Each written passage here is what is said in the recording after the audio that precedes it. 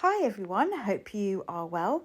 If your leaves are looking a bit flat or missing a final touch, you're in the right place. This is the final part of how to paint loose leaves for beginners, and I'll show you some really easy ways to add details and doodles to make your leaves simply pop. Let's get straight into it. So if you watched part one, you'll know that I did some leaves and showed you how to create the leaves with whatever brush you had. I'm just practicing in my sketchbook, and I'll leave all the details in the description, but I'm just practicing a few ideas that could go onto the main page, which I'll show you in a moment. And I wanted to show you this technique. It's just adding another line or edge to the leaf, slightly darker to what the leaf is, to make it look like it's folded over. Practice that in your sketchbook, and I'm just going to do that again here. So it literally is just curving a section of the leaf. Do you see how it looks like it's folded? And it's just a really easy, simple method to use. Just use a really thin brush. I'm using a size 4 here, silver black velvet size 4. And it's just a really effective way to give it a bit of depth, make it look like it's folded. And I'm going to try that again here. The other thing to remember is not to do too much, and I think that's what I've done here. I shouldn't have done it on both sides. I think if you do it on one side, it is more than enough. So I didn't like the shape of this leaf at all. It looks a bit weird. All I'm going to do is just put some lines or veins on it, and it completely changes the way the leaf looks. Here we go, just I'm going to add the stem. The leaf for some reason, it just came out really weird, but that's what I did on that. Another thing you can practice is using a Micron pen. Micron pens are really good because they are waterproof, so you can paint over them. You might have to just wait a few seconds for it to dry. But again, just these little lines, it just changes the way the leaf is. And you don't have to do too much. You can be as detailed or not detailed as you want to be. I'm going to carry on with this Micron pen. This is the picture I did to start off with, and I'm going to just add these lines or veins to a leaf. I chose this leaf, and I'm just going to carefully just add some lines or veins to this leaf. And I chose these leaves because I didn't like the colour of how it ended up. It didn't blend enough properly for me, so that's why I've decided to put some of these doodlings onto this particular leaf. I'm going to do it on this one and the one next to it as well. And like I say, you don't have to do this final part. It's just something I wanted to do for people that were finding it tricky to create loose leaves. And then I just wanted to show you how you can make them pop by just adding a few simple details. And it's really, really easy. It's a lot easier than what you think. Sometimes you see a picture and you think it's really complicated. Sometimes it is, but sometimes it really is just as simple as doing these little things. And you don't even have to do exactly the same on each leaf.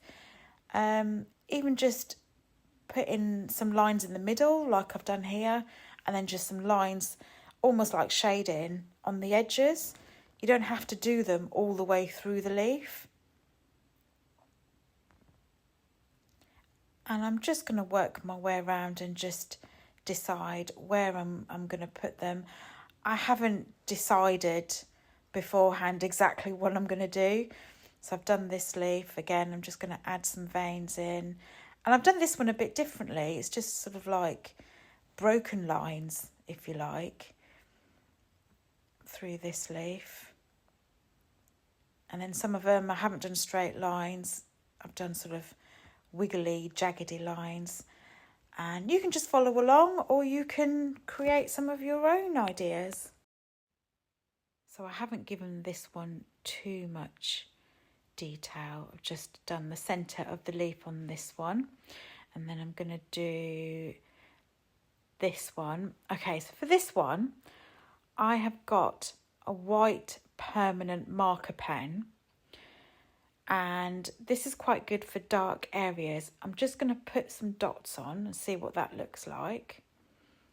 See, again, it's just something a bit different. If you haven't got something like this, you could just use white paint and just a cotton wool bud. You could use the end of that. It just gives it a completely different look. I'm just going to add that to a couple of these leaves.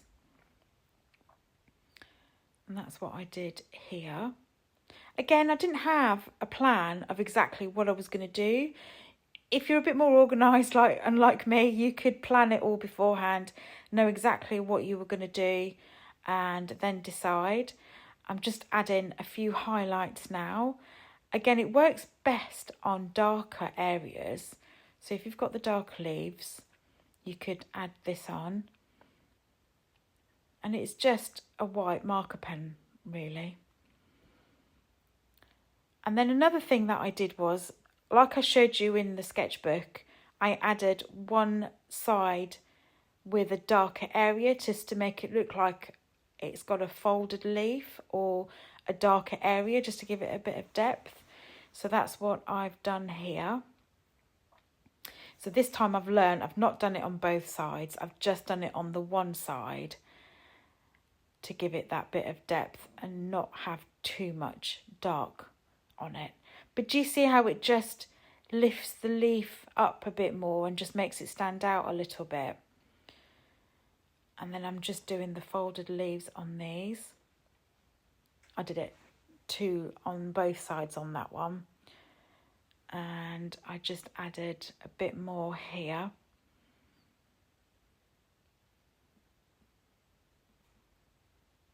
Like I say, you can just decide where you want to go with that.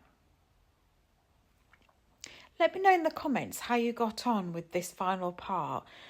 Do you find the details easy, or do you find it tricky to add the final parts to your leaves?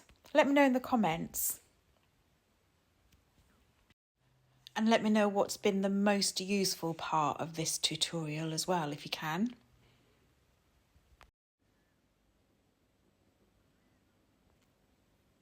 So I'm just finishing these off, and then I went back to the Micron pen just to add a few little details to these leaves up here.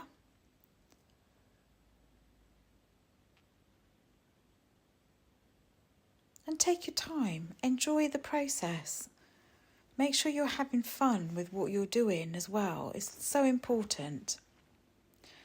So if we have a look here, I've got some darker areas and I used a different colour. So you could use reds, pinks, even yellows. I chose red. And if you've watched my past videos, you'll know I'm rubbish at knowing the exact colours. I will leave the details in the description box. I think this is Rose Madder or Quinacridone red, but I'll leave the actual name in the description box. So I'm just going to add a few little leaves with this slightly brighter colour in exactly the same way as I've done the others. Like I say, watch the other videos if you want to know exactly how I created all of these loose leaves. You can go a bit darker, you can go a bit lighter, you can choose more colours or different colours. Entirely up to you exactly what you want to do. This is just to help give you some ideas.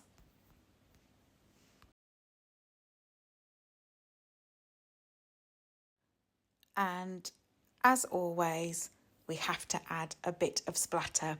If you watched part one, I accidentally left some bits of paint on the paper.